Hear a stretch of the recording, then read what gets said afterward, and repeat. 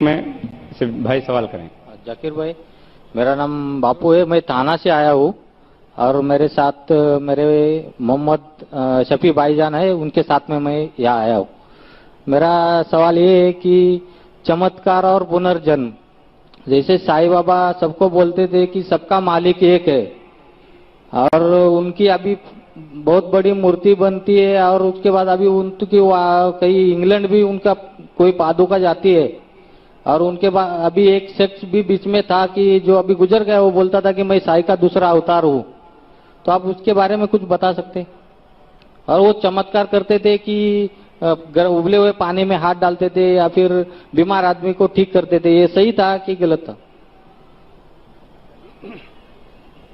भाई साहब का जवाब देने के पहले मैं ये कहना चाहूंगा कि खवातीन की शोबे से सवाल था। मैं खवातीन को ये कहना चाहता हूं कि इस्लामिक रिसर्च फाउंडेशन की लेडीज विंग भी है और आपको जान के खुशी होगा कि हमारे इस्लामिक रिसर्च फाउंडेशन में 30 से ज्यादा मुकर्रिरीन हैं, 30 से ज्यादा खवातीन हैं जो माशाअल्लाह तकरीर करते हैं और हमारे पास कई प्रोग्राम है खवातीन के लिए खुसूसन। और इस खवातीन के शोबे की प्रेसिडेंट मेरी एहलिया है फरत नाइक और यहाँ कई प्रोग्राम होते हैं और मैं चाहता हूं कि इतनी खवातीन बड़ी तादाद में है, माशाअल्लाह पूरा दरिया है।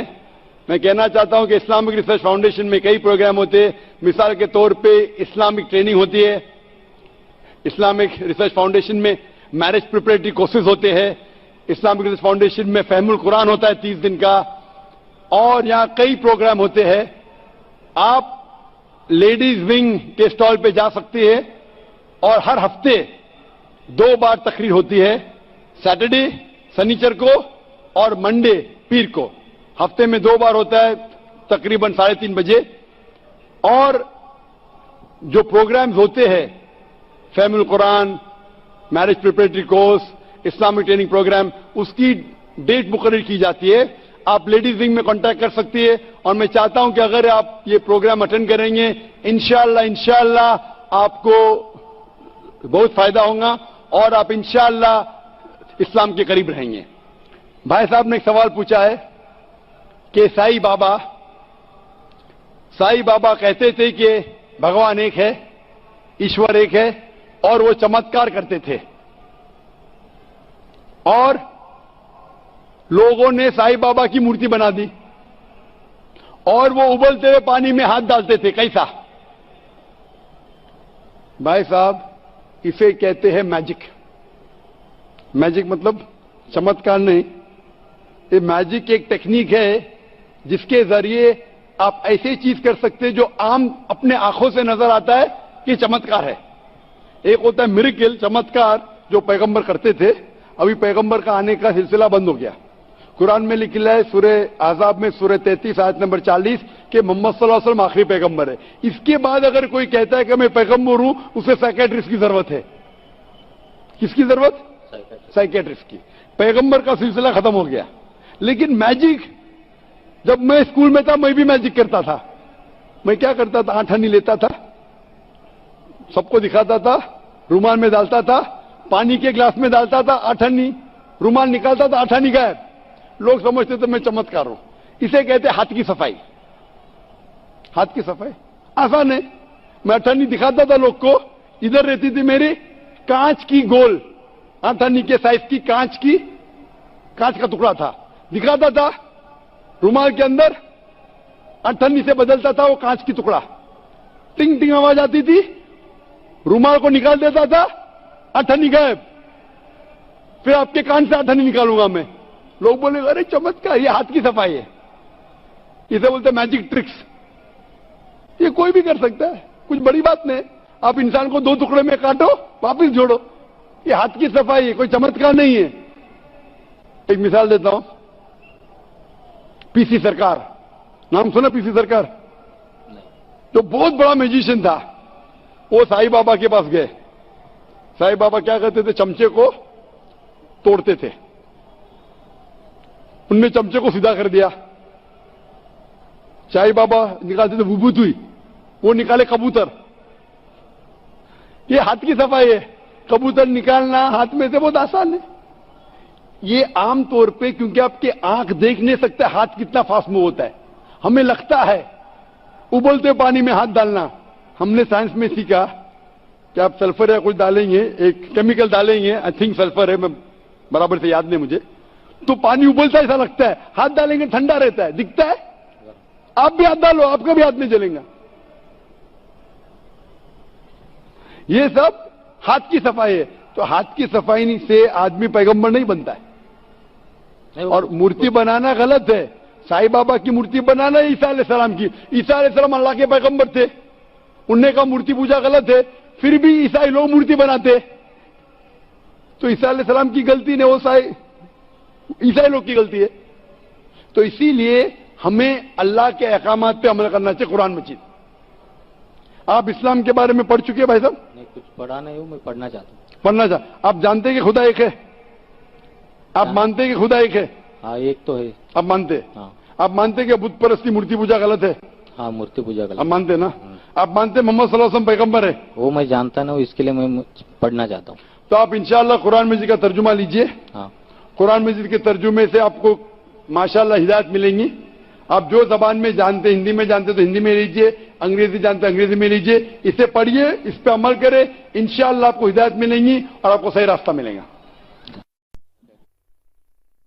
आदेश चतुर्वेदी है और मैं बॉम्बे में 2 साल से एज ए एडवोकेट प्रैक्टिस कर रहा हूं।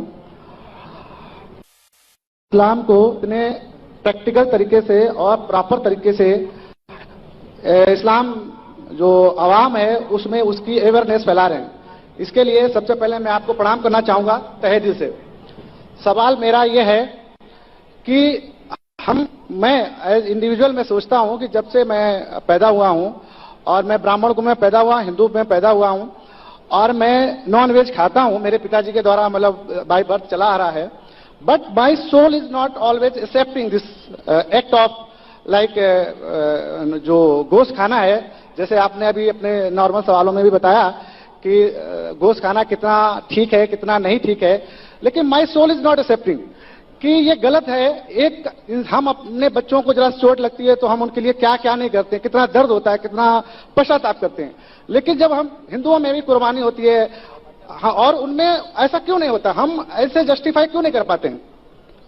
मैं साहब ने कहा कि उसने मेरे कैसेट देखी, मेरी तकरीर देखी और वो मुझसे धन्यवाद कहना चाहते हैं कि इस्लाम को लॉजिक। मैं पहली बार आया हूं, मैंने आपका पहली बार ना, मेरे एक भाईजान है सलीम भाई, उनके थ्रू मैं आया हूं और मैं बहुत ही उनका तहे दिल से शुक्रिया अदा करता हूं कि उन्होंने मुझे ऐसी जगह पे लेके आए हैं। वो भाई साहब कहना चाहते हैं कि उन्हें तकरीर सुनी है और मेरी तकरीर से मुतासिर हुए कि मैं इस्लाम को प्रैक्टिकल वे में समझाता हूं और सही तरीके से। भाई साहब का सवाल है कि वो नॉनवेज खाते हैं लेकिन दिल संतुष्ट नहीं है। नॉनवेज दिल संतुष्ट नहीं तो मत खाओ, खाना फर्ज नहीं है। मैं उसको छोड़ना चाहता हूं, मैं छोड़ दूंगा भी, ऐसा है। मेरा जवाब सुनिए भाई साहब। आपने जवाब, अपने सवाल तो पूछ लिया है ना? हाँ हाँ, जवाब तो सुनिए। हाँ बिल्कुल। पूरा हुआ क्या जवाब? शुरू हुआ है। नहीं। इस्लाम में गोश्त खाना फर्ज नहीं है। आप अच्छे मुस्लिम बन सकते 100% शाकाहारी बनने के बाद भी, फर्ज नहीं है इस्लाम में। लेकिन मैंने जो आपको दलील दी वो ये दलील दी कि साइंटिफिक, आप जो कहते अपने बच्चे को चोट लगती है तो दर्द होता है आपको, तो जानवर को चोट लगती दर्द होना चाहिए ना जी। तो पेड़ पौधे को चोट होती है आपको दर्द नहीं होता है? कैसे इंसान है आप? तो वही तो मेरा सवाल है कि वो उसमें हम जस्टिफाई क्यों नहीं करते हैं? हमारा ये है कि इसीलिए मैं कहता हूं, लेकिन पेड़ पौधों की चीख आपको सुनाई नहीं देती। आपने मेरा जवाब सुना कि नहीं? मैं जो जवाब दिया 8वीं गलतफहमी, 8वीं गलतफहमी गोश्त के बारे में मैं साफ तौर से कहा कि पेड़ भी चीखते हैं, उसकी चीख सुनाई नहीं देती। मैं पूछना चाहता हूं, आपका बच्चा गूंगा है, आप उसको चुबोते, हाथ काटते उसका, वो रोता है, सुनाई नहीं देता, तो खुश है क्या आप? मैं खुश नहीं हूं, इसीलिए तो मेरा समाधान मैं इसलिए बोलता हूं मैं तो आप भाजी पाला क्यों खाएंगे? फिर भाजी पाला भी मत खाओ, आप जिएंगे कैसा? आप जब सांस लेते जिरासिम जाते, आपके जिस्म में जिरासिम जर्म्स जाते, जर्म्स की भी जिंदगी होती है, लाइफ होती है। आप उनका कत्ल क्यों कर रहे? आप खड़े अभी हर मिनट आप सांस ले रहे, हजारों जर्म्स की कत्ल कर रहे, क्यों कर रहे? कैसे इंसान है आप? जवाब दो। आप कातिल है। ठीक है, जो नहीं दिखता है ठीक नहीं, ठीक है क्या ठीक नहीं है? नहीं हम लोग दिखता है का मतलब अपनी ट्रेडिशन को जैसा हम लोग पैदा होते हैं, जो चीज फॉलो करा दी जाती है या उसको थोप दिया जाता है, उसी को फॉलो करते चले जाते हैं। मेरे बाप दादा कहते थे दुनिया चपटी है, क्या मैं मानूं? नहीं तो मैं मान नहीं रहा हूं, इसीलिए तो मैं आपसे समाधान चाहता हूं। इसीलिए मैं कहता हूं कि साइंस अभी तरक्की कर चुकी है। साइंस कहती है कि पेड़ पौधों में भी जान है, जानवर में भी जान है। जो जानवर खाने के लिए बनाए गए उसको खा सकते हैं, जो जानवर से नुकसान होता है मत खाइए। साइंस टेक्नोलॉजी कह रही है। ये आपके परदादा जो कह रहे, कुछ सही कहते थे, कुछ गलत कहते थे। जो सही कहते उसके ऊपर अमल करो, जो गलत कहते थे छोड़ दो। आप मानते हैं कि बुत परस्ती गलत है या सही है? नहीं सर, मूर्ति पूजा गलत है या सही है? मैं 100% तो उस चीज को नहीं से कह सकता हूं कि गलत या सही है। अभी मैं गलत है या सही है? फॉलो कर रहा हूं तो मैं उसको सही मानता हूं।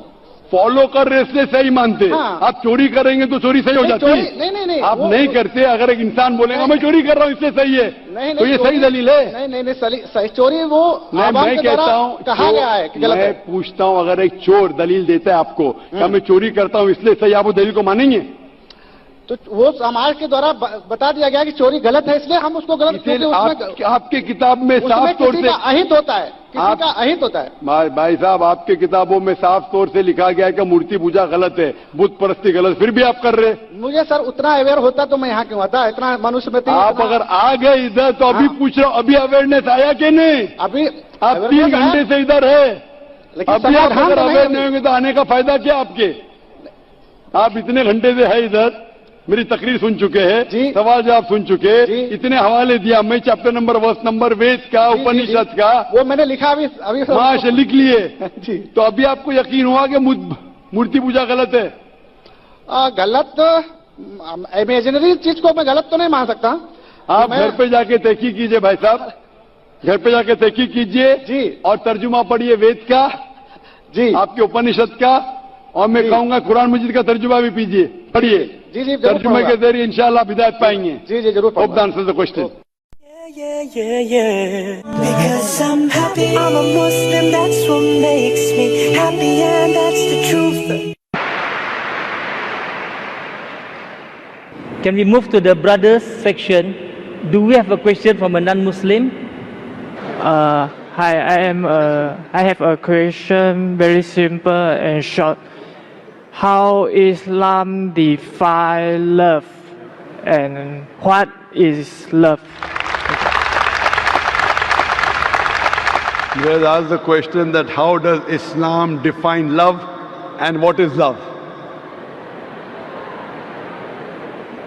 Love, brother, is the care and the craving for one for another. It can be between human beings, it can be between different creatures, it can be between you and your Creator. And it's clearly mentioned, it says that Allah is the one who loves in the Quran in 2 places. So love is a craving and the affection between 2 creatures, between 2 human beings, can be between you and your Creator. And Allah says in the Quran in Surah Rum, chapter number 30, verse number 21, that amongst His signs, He has created for you mates amongst yourself, so that you may dwell with them in tranquility. Allah says that He has created for you mates, spouses, wife and husband, so that you may dwell with each other in tranquility. So Almighty God has put love between the hearts. Almighty God says He has put love between the hearts of the husband and wife, so that you may dwell with each other in tranquility. That means you care for each other. If she gets hurt, you are hurt. If she is happy, you are happy. So all this is love. And therefore God says that He has put this love between the man and the woman, between the husband and wife. Hope that answers the question. Thank you.